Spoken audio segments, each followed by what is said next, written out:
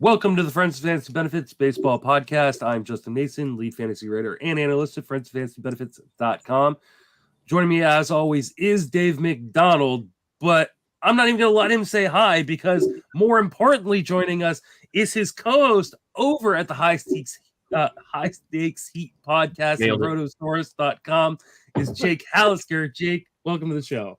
I mean, thanks for bringing in the fourth string today. I can understand that you couldn't pronounce the show because you haven't heard it in about 9 months, so that makes sense. This is true. I also have COVID right now, so that's been a problem. Oh, goddamn. And this is my second of 4 podcasts today. So it's going to be a rapid fire show today. A lot of you who tune in to the High Stakes Heat Podcast, which you should go subscribe, even though I haven't recorded in a really long time. Know that Jake and Dave will record forever. They make Dave and my shows look like brief and abbreviated. But today will not be the case because I literally am going to go record the next team preview podcast here in less than 45 minutes. So, Jake, remind everybody where you can reach on social media and plug everything that you do.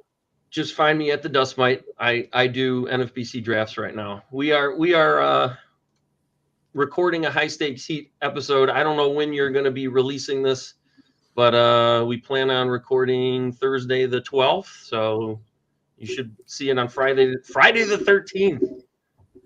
Well, perfect. This one will be coming out Wednesday the 11th. So definitely go and subscribe before they release that episode to make sure you get it as soon as it is out. Dave, you can follow on Twitter at RunDMCD. Don't forget the D. You can follow me on Twitter at Justin Mason FWFB. And we are talking Cleveland Guardians, which is your guys' hometown team. Let's start with the catching position, where you guys have Mike Zunino, who's going to come in and probably be the starter to block off a more intriguing fantasy option in Bo Naylor. Jake, what are your thoughts on the catchers there? I like to dumpster dive, but I'm not going to dumpster dive with Zunino. I'm not expecting him to be starting past July. I mean, I think they'd like to find a way to get Bo Naylor in the lineup, but they want to, favor their defense first, like they always do. So we'll put Zunino in the lineup for as long as we can stomach his average, and we stomached Austin Hedges for 2 years, so we might be able to stomach him all year. Who knows? I'm pretty sure that's like word for word exactly what Dave said when we talked about the Zunino signing. Naylor would be an interesting guy, but I just don't see the path to play full-time playing time or even line share playing time at the moment. Dave, any thoughts? No, Bo Naylor is fine in draft and hold leagues later, but we knew that they were not going to let him start with the team. We knew that they were going to sign a defensive-minded catcher like they did with Zunino. If you're looking for a streamable guy with power, he's fine, but I'm not really particularly interested myself. All right. Let's talk about first base, where the Guardians had their big free agent pickup, which is Josh Bell. I actually really like this pickup. Dave, do you like it for fantasy? Yeah, I'm a huge fan of Josh Bell. I mean, especially for as late as he goes in drafts. I mean, he's going well after, the really good first baseman around pick like 185 right now. And I mean, he's a guy who hits the ball hard. I think he's going to, his max EV last year was the lowest it's been since 2017. I think he was, I forget specifically if he was dealing with any injuries, but I think there's something going on there. And, he's kind of split between 2 crappy teams with Pittsburgh and Washington. And now coming over to, and then San Diego.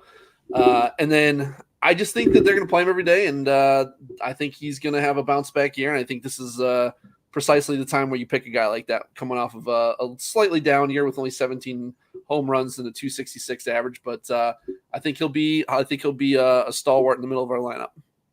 Jake? Yeah, I mean, this is a Guardians kind of signing. I mean, it's a guy that hits the ball all over the field. I mean, you look at his scatter plots, and they are literally even in every distribution you can think of on the field.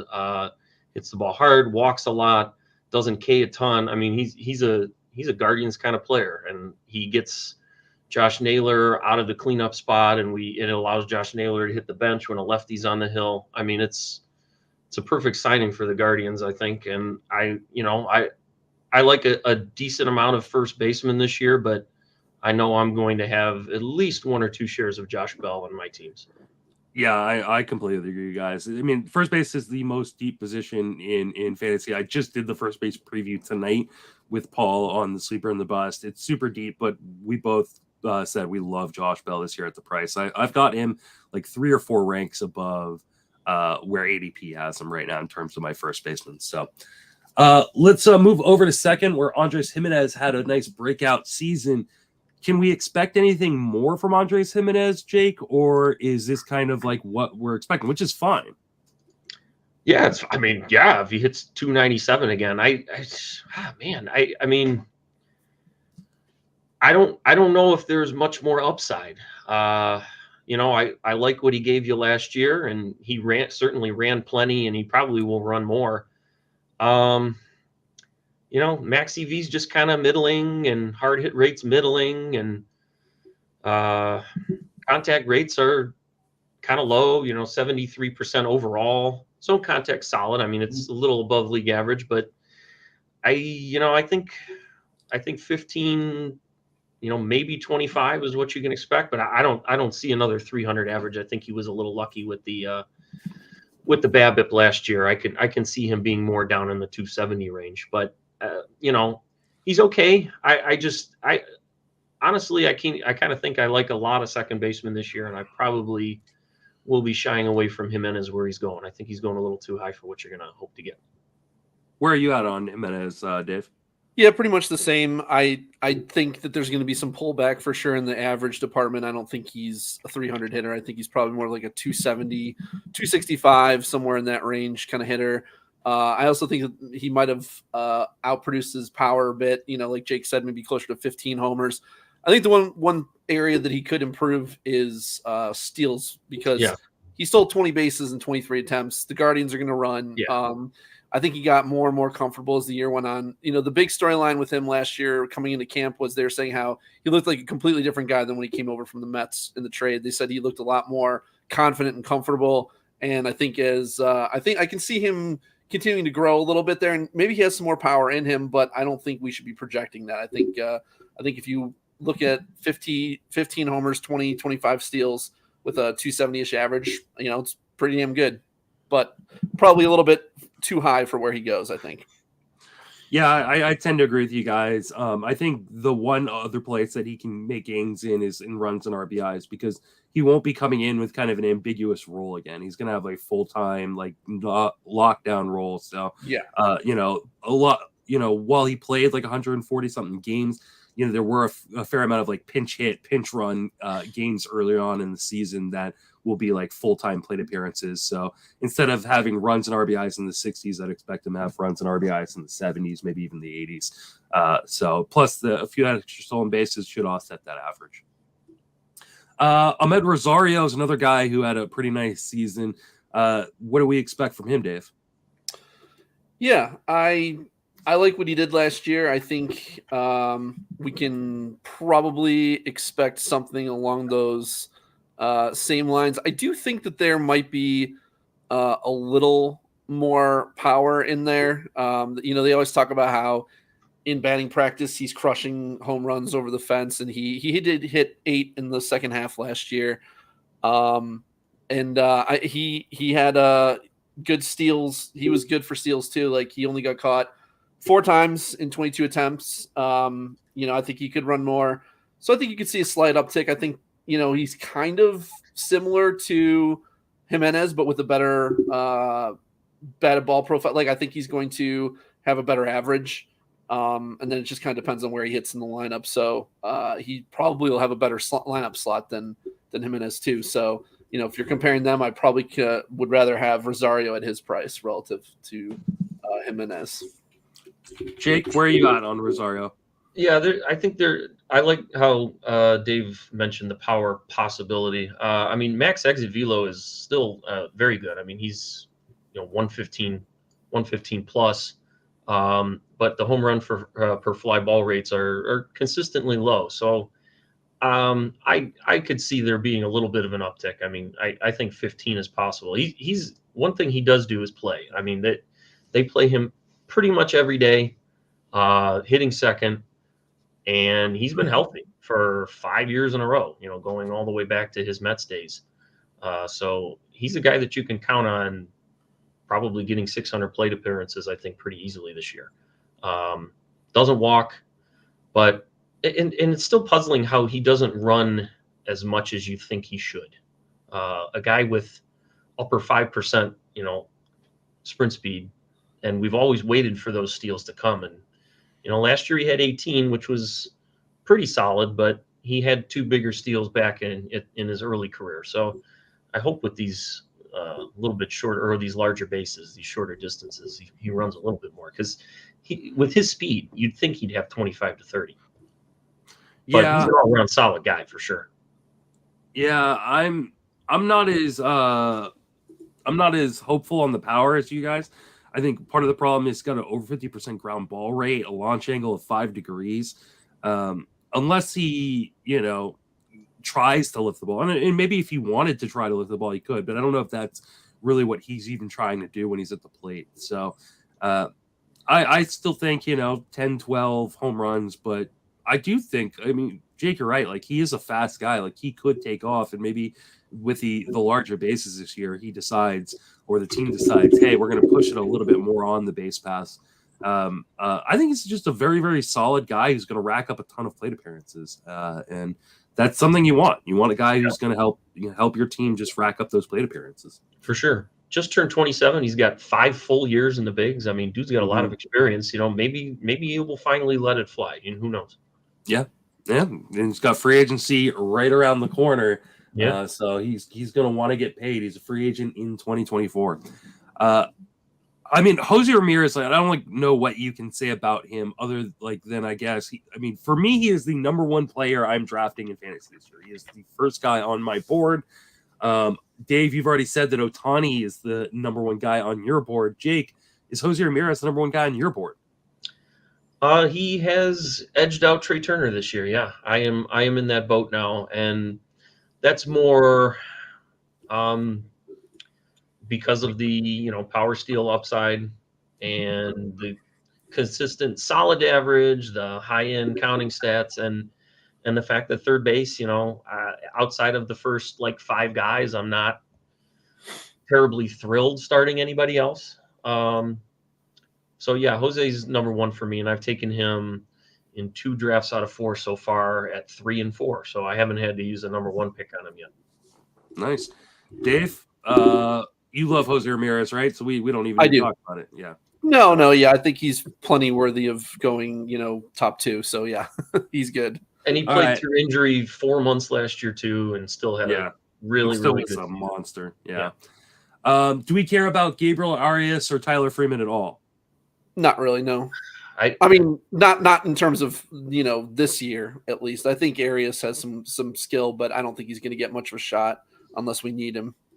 They showed a little bit of confidence in him, using him in the Yankees series last year over other options, but one of those was Owen Miller, who they jettisoned finally, thank God.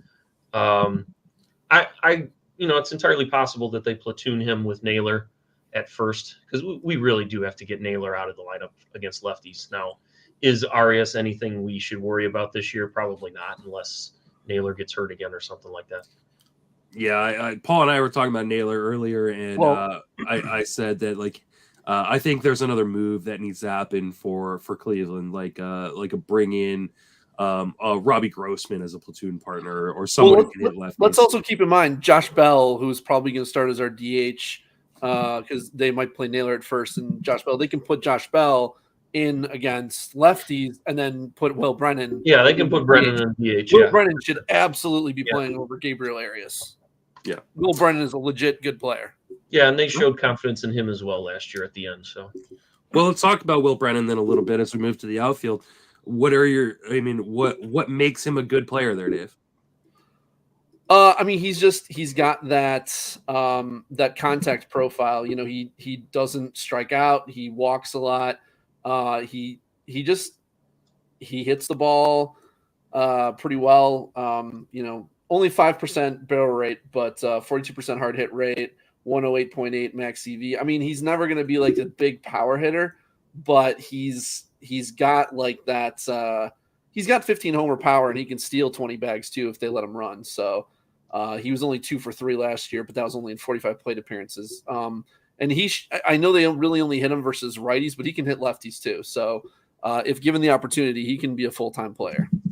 Yeah, with his contact rates overall, I mean, he didn't look overmatched in the majors last year either. Never did. I mean, yeah, he's a sub 15% K guy in the minors. In his 45 ABs last year, only had a few strikeouts. Contact rate was really good for a guy who had only played a half a season in AAA. I mean, he looks like a guy who has potential. I mean, he's not. I think Stephen Kwan Light is a little off because he's not that kind of contact rate, but he has that kind of light end teens power and maybe 20 steal upside with a really good average. So there are some similarities there. Let's talk about Stephen Kwan, because he was one of those guys that some people were getting really excited about in deeper leagues. It's kind of one of those, actual sleeper coming into drafts last year. He had the amazing hot start, then went through a cold stretch, and then got hot again and stayed hot throughout the entire season. Are you drafting Kwan at price though, Jake? It's high. But man, there aren't many guys with his average upside that are going to provide you speed. And we saw in the second half last year, he really turned it on running. So, I mean, he's showing you that, with 19 last year, I mean, with the new rule changes, 25 is certainly possible, and hitting at the top of the lineup, he could be a 100-run, 25 steal guy. That's not too bad. And hitting 290 to 300. I'll sprinkle it in. It is high, but we used to draft Michael Brantley there, and he's honestly pretty much in line with just a little bit more speed. So, yeah, Dave. Yeah, and what's most interesting to me is the fact that projection systems have him pretty much doubling his home runs. Now, in the second half, he did hit 5 of his 6 homers in the second half. And granted, he didn't play full-time in the first half at the beginning. But then, he did have 5 homers and 372 plate appearances compared to just 1 homer and 266 plate appearances in the first half.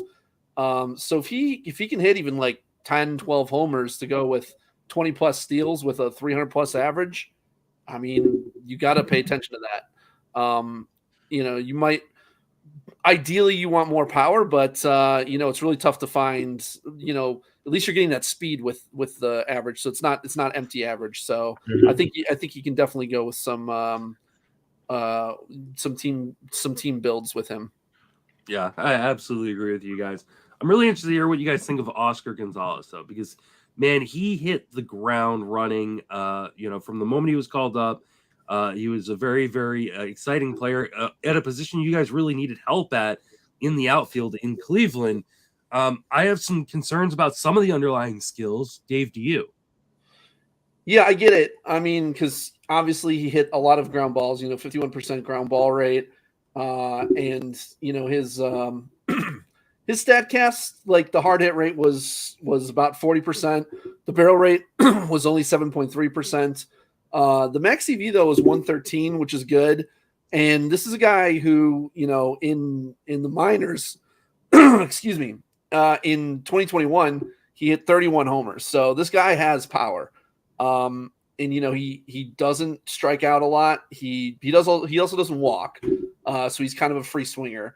But I do think that there's more power in there. I think that he's going to, he's been a consistently kind of 45 to 50% ground ball rate guy, but I do think he's going to raise that home run per fly ball rate. And I do expect more from him. And I expect him to have a good average, not 296, but maybe closer to like 280-ish.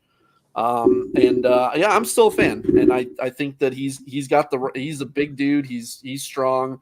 I think he's going to be a force in that lineup at some point. So hopefully sooner than later. Jake? Yeah, there's concerns with his chase rate. I would assume that's what's contributing to a lot of the ground balls. I mean, his chase rate is pretty awful. He's swinging strike rates are in the teens, pretty much all across his career. So I can see some average downside there. Yeah, he does hit the ball hard, but he needs to either be a little bit more patient or tweak that angle a little bit. So he's a guy that I'm interested in. He's also going around a few other outfielders I like Nootbaar. So I'm not necessarily making him my first target in that range, but I can see myself ending up with a couple shares of him as well. I know I'm kind of a broken record in that regard, but when you do 10 to 15 teams, you do kind of have to mix things in a little bit. Yeah, I'm kind of right there with you, Jake. For me, it's the swinging strike rate, it's the chase rate, scare me off a little bit. And like you said, there are other guys like Nootbaar that I'm a big fan of going around the same spot. That being said, like he's not a guy I'm taking off of my boards, like because he's gonna have opportunity in Cleveland, especially early on. So, other guys in the outfield, you guys talked about Brennan already. Do we care about Will Benson? Do we think George Valera shows up at any point this year, Jake? I honestly hope not. I was kind of hoping they'd be able to trade George Valera. I don't know if Benson is going to amount to much of anything. I think there's way too much swing and miss there. The hope is that the outfield is healthy and they don't have to resort to those guys because Dave is much more up on our prospects than I am. But George Valera's stock has fallen a lot, and he's just kind of, maybe a fourth outfield prospect at this point, according to a lot of guys. I'll let Dave chime in a little more on Valera, though. No, I don't have anything to really contribute. I mean, I'm not a big George Valera guy. I definitely want us to trade him while his value is higher. I think he's a bit overrated as a prospect. The contact profile, I think he strikes out too much. He does walk a good amount, and he's only 21, so he could still turn out. But he's not a guy I'm interested. I want the guys who strike out a lot less and have better skills than he does at this point to look drafting in draft and hold leagues. I'm just not interested. Benson strikes out a crap ton, so I'm definitely not interested in him whatsoever. He did show improvement in AAA on that front last year, but then he came back to the majors and started K-ing again. So, yeah, apparently one of the hardest workers in the minor leagues is Benson. So, it's nice to hear, but he's going to have to do a lot more work still. Yeah.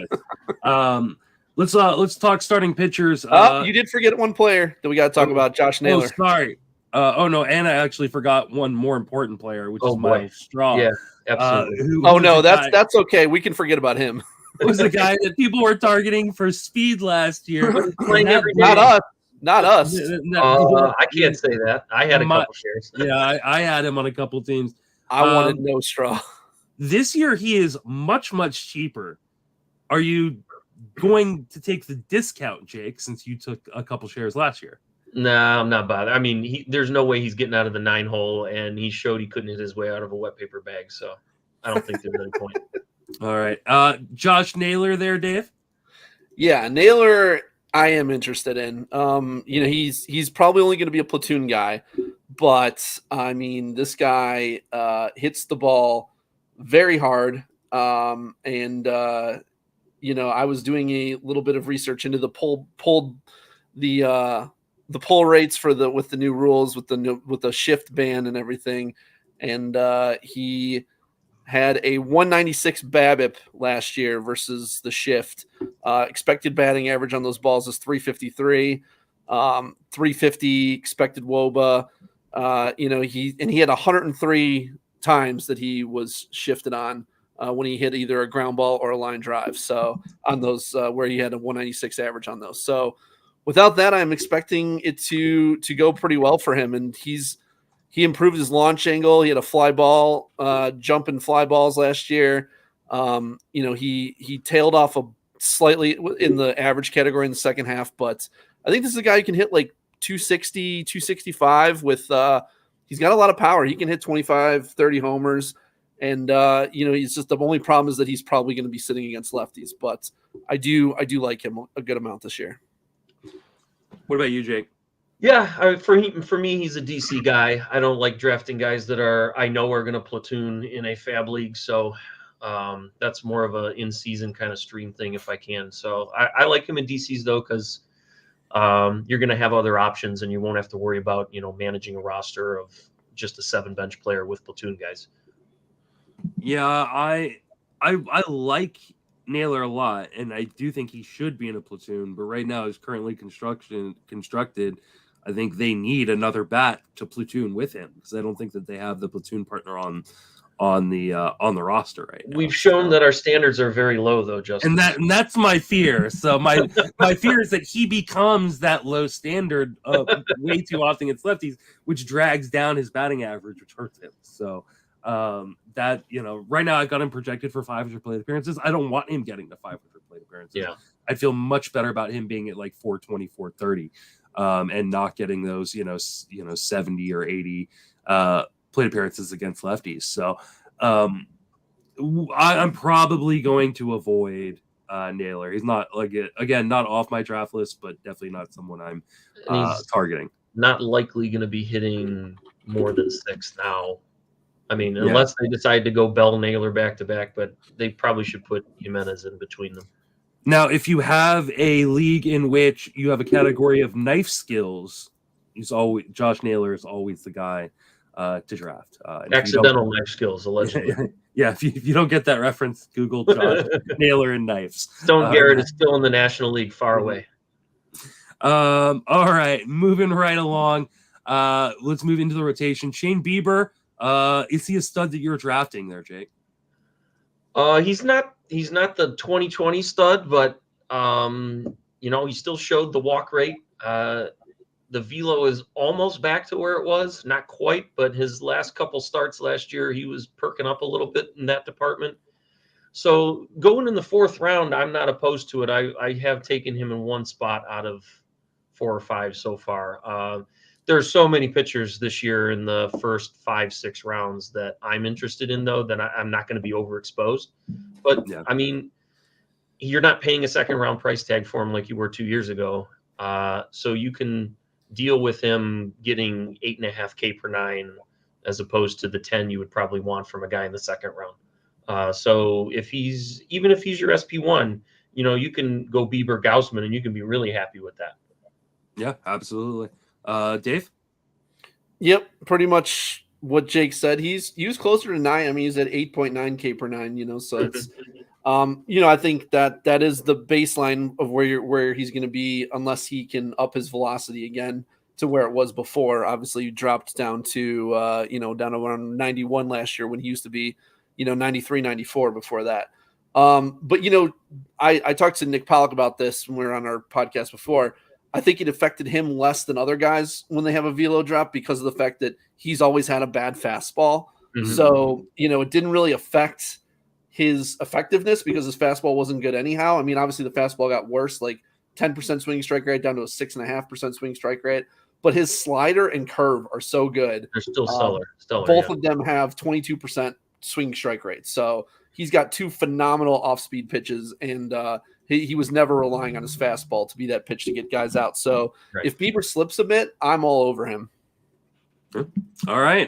What about Tristan McKenzie, who's coming off a breakout year? We've always known the talent was there. The question was his body going to hold up? And was his mechanics going to hold up? Dave, do you believe in the breakout? I do. Yeah.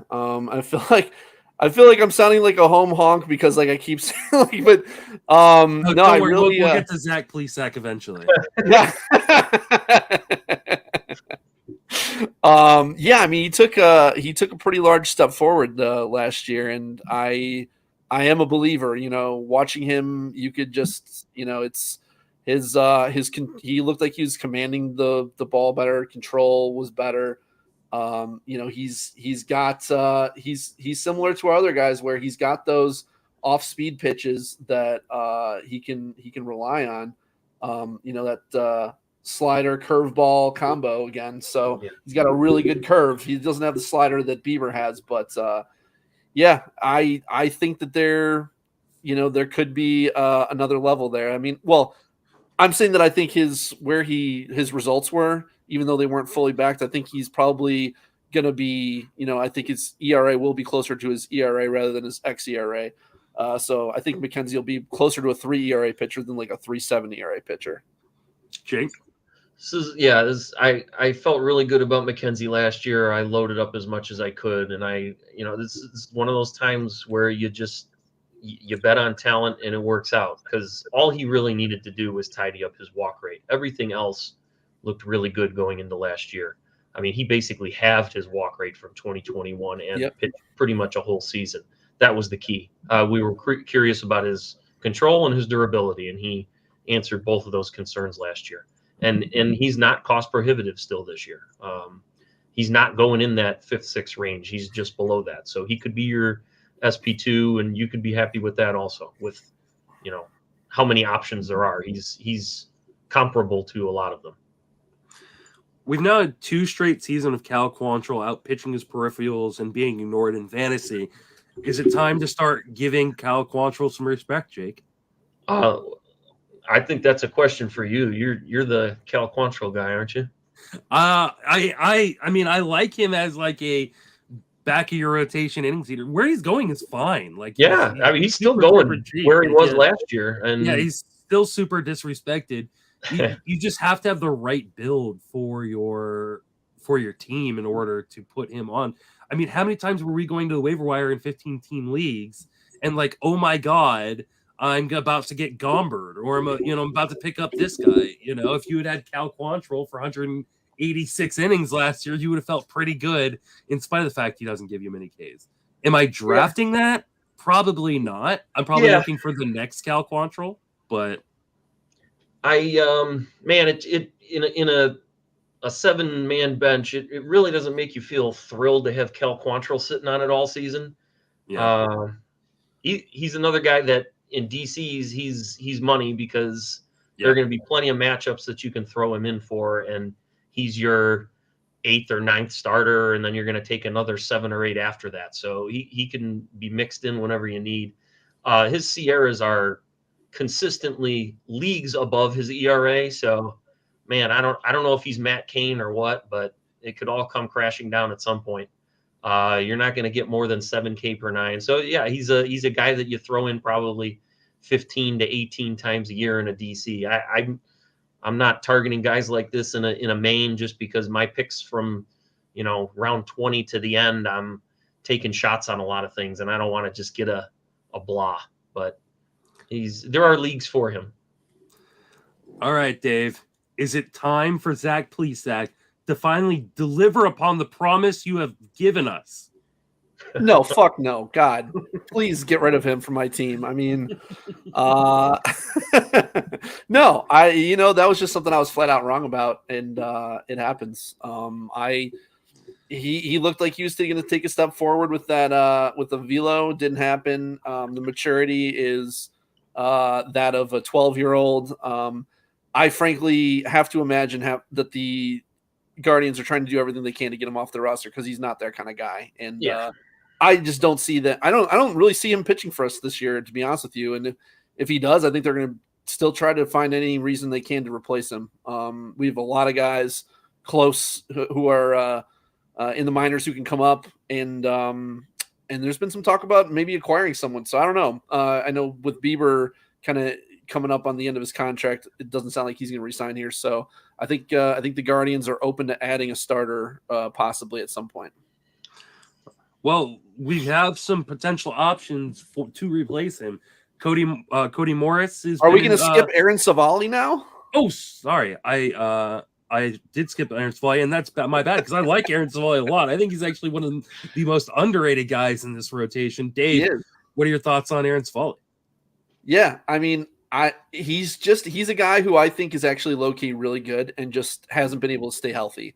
The key for him is that curveball. It's like a 20%, 21% swing strike rate pitch for him.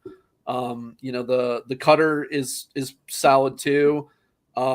He just really needs to, if he had like a really good third pitch, that would be nice. Like, he throws the sinker a lot. I don't like sinkers because they, especially with the shift ban this year, I'm not going to love that too. But he doesn't have a good four seamer at all, so he kind of has to find that third pitch. But I think he's that cutter curveball combo. I think he can be really good, and he's someone who I absolutely will be targeting this year. What about you, Jake? Yeah, he is a guy. A lot of it's tied to health. I mean, he's not going to be. He's never going to be an ace. No. But Dave's right. I mean, he needs something else other than the cutter and the curve. I mean, he's got a lot of offerings. There's just nothing really good after the cutter and the curve. The sinker doesn't even really sink that well. It's just kind of I don't know. It's a I don't know. I guess it fades a little bit. It's not that great of a pitch, and he doesn't even keep it down. It's basically at the general height of his four seam. So, yeah, he needs to figure something else out. But the key for him is health. He's a guy that consistently, last year his Sierra was a 1.5 lower than his ERA, and he was up to a K per 9 last year, despite his struggle. So there is some chance for something there. Again, he's not going to be an ace, but he could. I mean, he's shown stretches, and just as recently as 2 years ago, we were drafting him in the 10th, 11th round. So, yep, there was some potential there before he kept getting derailed by a lot of hand and finger stuff. Now, Quantrill goes just ahead of Savali. I would take Savali over Quantrill for the record. I would too. Yeah, I think I got Savali like 20 spots ahead of Quantrill, something like that. All right, let's talk about, we got Cody Morris, we have Daniel Espino, and Logan Allen. Any of these guys, the good one. Any of these guys gonna be worth drafting in fantasy this year, Jake? I'm drafting Cody Morris because, like Dave, I pretty much expect Plesac to be gone any way possible, or he does something dumb in spring and gets hurt, unzipping his pants or something like that. So, aggressively unzipping his pants. Aggressively, yeah. I love Cody Morris. Jake, tell him this. He doesn't know the story about Plesac. Oh, he broke his finger aggressively taking off his shirt. Oh, yes. There's the pants part that I thought you were Reese McGuire. Yeah, he has to switch it up. Justin can't do that twice. Moving to a more dickish part of the body. That's all. No pun intended. Okay. Jesus. I think there's a lot there with Morris. He was hurt a lot last year. He looked amazing in the spring. Everybody was hyping him up, and then he got hurt, and he had the same injury that Clevenger had back in 2019. It was a back major teres major. So he was out for a good 3.5 months. Came back. He was blowing away AAA in Columbus and looked really solid for us down the stretch. Kind of bounced him in and out of the starter and long man role, but I really think they want to get Cody Morris into that rotation. If it's not Savali's health, it's Plesac getting dealt. What about you, Dave? Yeah, I'm a big Cody Morris fan. He throws 95, 96, and he's, unlike most of our rotation, he actually has a fastball that he can get swing strikes with, and he's got a really good changeup too. And he had huge swing strike rates in the minors. I like him a lot. James Anderson, our friend who we just did the catchers pod with, probably the best prospect analyst in the game. He was a big fan of Cody Morris's as well. So felt like, all right, so there's nothing that I'm missing. He really is really good, but he's a little older now. Like he's going to be 26. So I'm hoping he's slightly overlooked by people since he's a little, he's not like a 23-year-old coming from the minors. So hopefully he gets overlooked a bit. As far as the other guys, I think Espino is a future number one ace, assuming he can stay healthy. I don't know about this year though. Like he's coming off of pitching 18 innings in 2022 in the minors before he got hurt. So, like you guys said, I don't see him pitching a lot this year, but we do have Gavin Williams and Tanner Bibby, who are both very, very close to coming up. So I think it's probably likely you'll see probably Bibby up first would be my guess. In draft and holds, I think he's interesting. He's a guy who again has he's not going to strike out a ton of guys, but he's got really, really good control, like sub two walks per 9 control. So Bibby would be the guy that I would probably be targeting late in draft and holds there. And you mentioned the good Logan Allen. Logan Allen did pitch 60 innings in AAA last year. He's another one with high strikeout upside. I mean, big swinging strike rates. Performance wasn't there in terms of ERA in AAA last year, but he'll get some more time to. The walk rate skyrocketed last year, but I think he's still super talented, and I have faith he'll bounce back. Yeah, I've taken him in round 50 in a couple DCs already, just in case. Okay, let's talk about the bullpen real quick. Obviously, Emmanuel Clase is an elite closer that I think all of us are probably going to be targeting at different points in drafts. You guys can say what you want to say about him, but I'm more interested in if something happens to him, who's the next man up? Jake?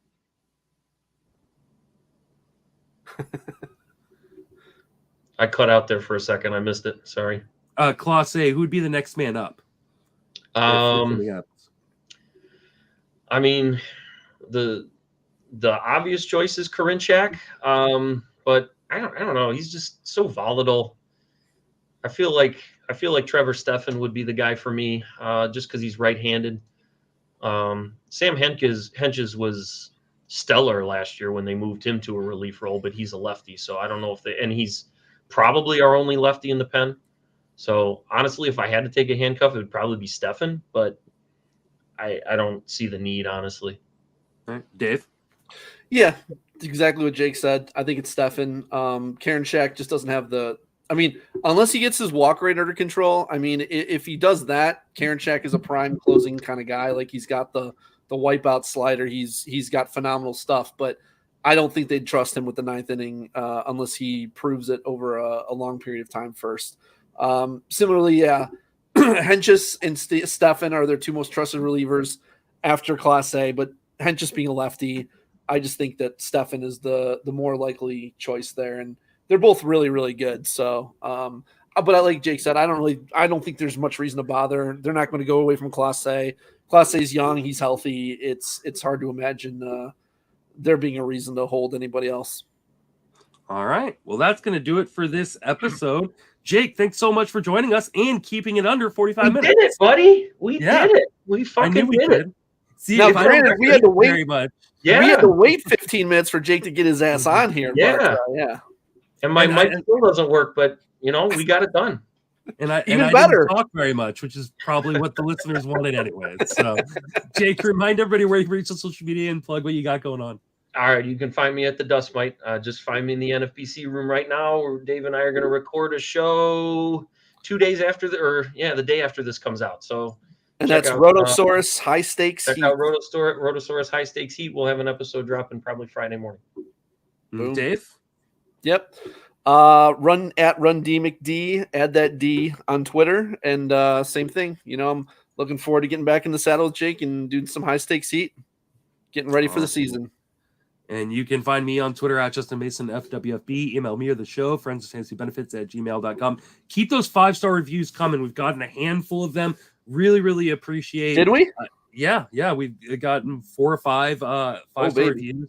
Really, really appreciate it. I will do a drawing at the end of the month for a free RotoWare shirt for someone for that, and I will do it every month until the start of the season. So you've got until the end of March to get those 5-star reviews in. Also have till the end of this month to sign up for TGFBI. So go to TGFBI.com if you want to sign up for TGFBI or try to win your way into next year's TGFBI by winning a satellite league. You can do that on TGFBI.com as well. I'm writing daily at Fangraphs, recording these 30-team previews in 30 days. And I'm about halfway through at this point, and it is a grind because I'm about to go record 2 more right after this. So for Jake, Dave, and myself, thanks for listening. Have fantastic baseball off season.